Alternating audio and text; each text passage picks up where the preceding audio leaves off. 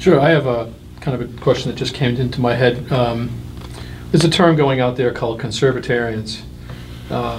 There's a lot of people ran for office in the Republican Party this year. It was amazing, I think, in the primary how many people were running against each other in districts. In many of the districts around me, I live in the Milford area.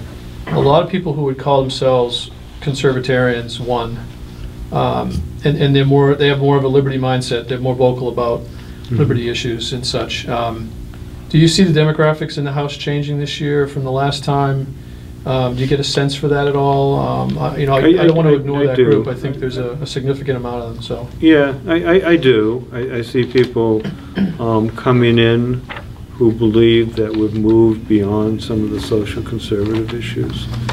For better or worse, we have, and want to focus in on more liberty issues, fiscal issues. I certainly do. Yeah. Yeah. I mean, we can argue with them. I think we can't argue the reality of it. I think that certain choices we've made over the last several decades have been wrong choices. I think, for example, allowing no-fault divorce when there's minor children in a marriage is a wrong choice because it ignores the most important participants in that marriage at that point, which are the children. And it's highly egotistical and very destructive of the security and the well-being of those children to allow the two adults to say we just can't get along. I'm not talking about fault divorce or violence or anything like that. That'd be a cause, but just I kind of don't like it as much as I used to, and you're going to wreck someone's life, a child's life, because the statistics are awful. And I could go through them, but the most profound statistic is that a child under the age of 15 whose parents divorce, it takes about 3 years off their life expectancy, just because of a lot of things: self-destructive behavior, lack of care, lack of success in life, and so forth. So it's something to be avoided. But that decision was made 40 years ago, and we unfortunately. We're not going to reverse it, not in my lifetime. And similarly, I think redefining traditional marriage to be something other than the basis of how we raise children into an affectional relationship was a bad choice. And that's not anti-gay or anything. And I'm a real libertarian. I think people ought to be let alone. If they aren't harming others, they should be left alone.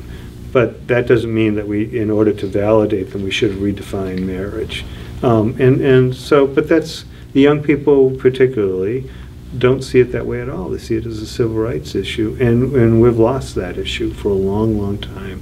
And so let's move on and get done what we need to, we know we need to get done, which is some of the things we're talking, reducing the role of federal government, reducing the role of government overall, trying to leave people with an opportunity to run their own lives, to not have to, in order to get health insurance, become a welfare recipient, as we've told 20% of our population they must now.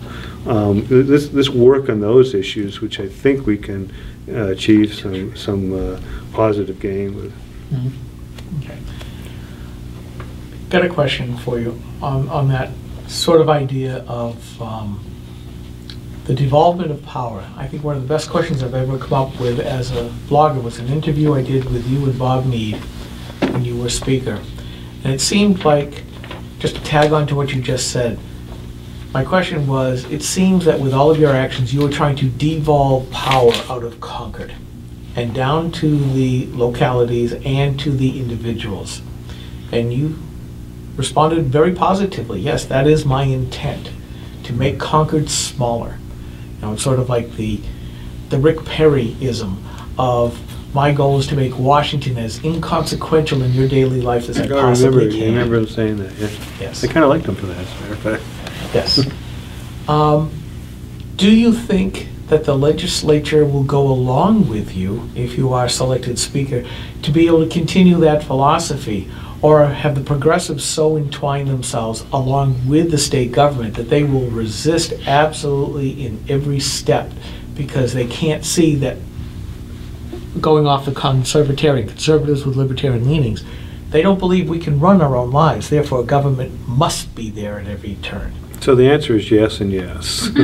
Yeah, Cool. so I do think I can get folks to move along with us, because this is a commonsensical approach to how we run a government. I think most of us think of ourselves as competent individuals that don't have to cede our autonomy to other individuals or to a government.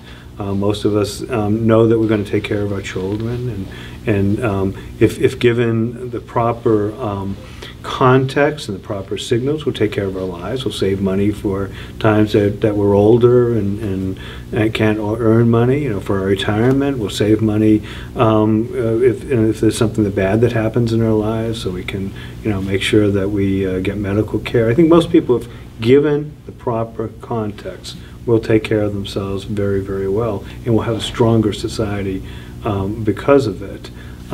But your other question is, will the utopians, you know, will the big government people, the elitists who think that they have struck upon the way life ought to be lived, and everyone else ought to go along with them, or those who are so foolish to think that we can legislate ourselves into nirvana, always be there? Sure, they'll always be there. You know, that's the way they are. And in particularly when they get up to, you know, you get into a legislature, there's always this assumption that you have to do something. And so there'll always be people trying to do something, a new program or something. Bill, last time you were Speaker, the Republican legislatures did a really good job of coming up with some kind of